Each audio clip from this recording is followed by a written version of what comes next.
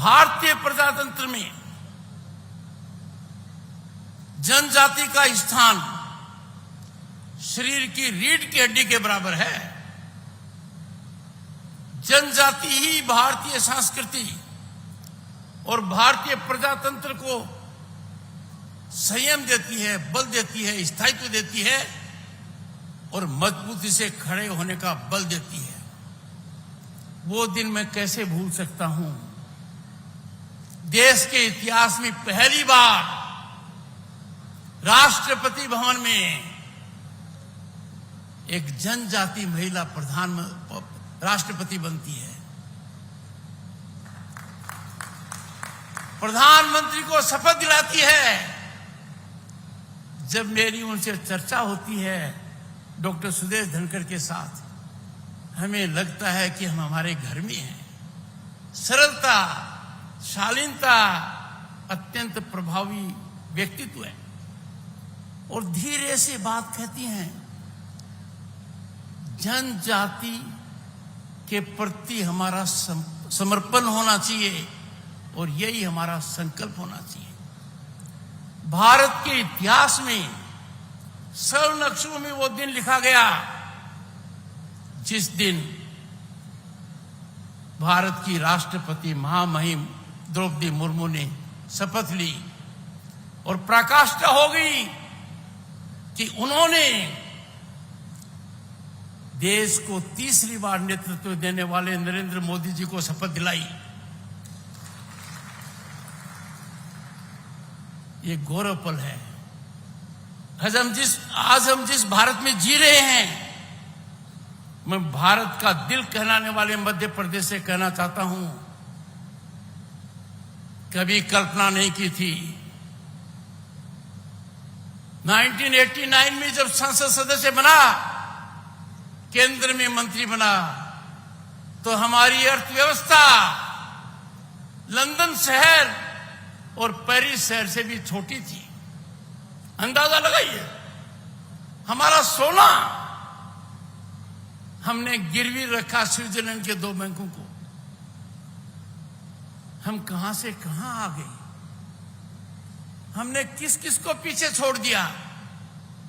Brazil, Canada, England, France और अब बारी है जर्मनी और जापान की। इसमें जनजाति का बहुत बड़ा योगदान है। भारत की पहचान जनजाति कल्चर है।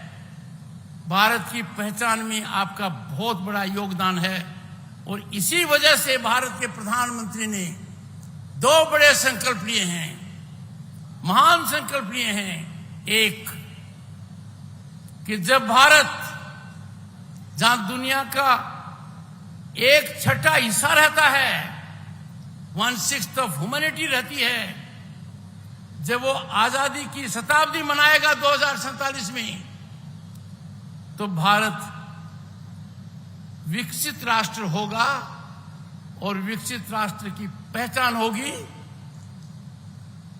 सिकल सेल बीमारी का पूर्ण उन्मूलन। यह दृढ़ संकल्प भारत के प्रधानमंत्री ने लिया है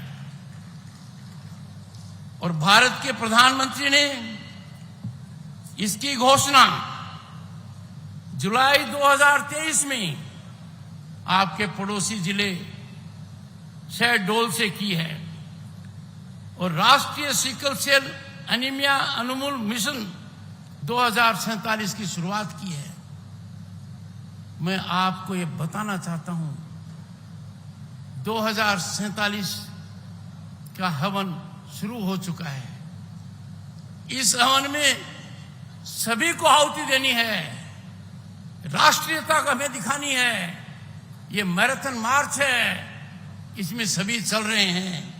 भारत की प्रगति पर कोई अंकुश नहीं लगा पाएगा, पर पूर्ण आहुति तब होगी जब सिकल सेल का उन्मूलन 2047 में पूर्ण रूप से हो।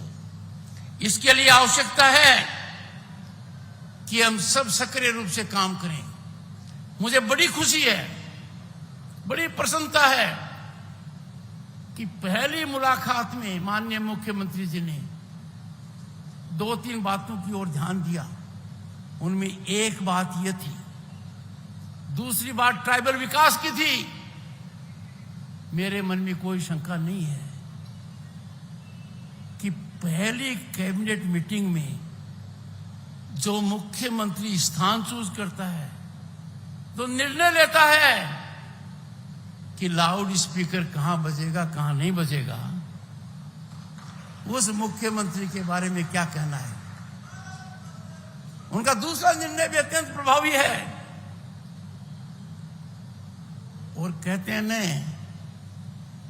हाथ कंगन को आरसी क्या, पढ़े लिखे को फारसी क्या। आपने तो माननीय मुख्यमंत्री का दम दिखा दिया दुनिया को 1 महीने पहले, 1 महीने में।